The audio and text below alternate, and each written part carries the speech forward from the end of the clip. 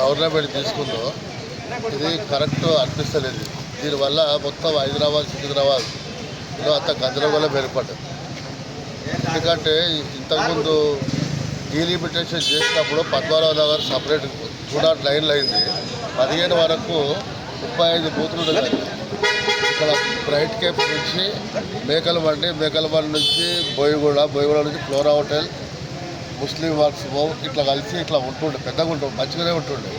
ఇప్పుడు ఏం చేసారు అంటే దాన్ని మధ్యలోకి కట్ చేస్తే ఏమవుతుందంటే 15 బూతులే వస్తున్నాయి పద్మనాభ నగర్. 15 బూతులు అంటే 15,000 జనాభాతో ఎట్లయితే. కాబట్టి దాన్ని ఇంతకుముందు ఎట్లుందో డీలిమిటేషన్ పద్మనాభ నగర్కు 35 బూతులు సపరేట్గా ఉన్నాయి. కాబట్టి దాదాపు యావరేజ్గా 40,000 మంది ఓటర్లు ఉంటారు. కాబట్టి గవర్నమెంట్ ఆలోచన కూడా అదే 35,000 నుంచి 40,000 యావరేజ్ ఉండాలని.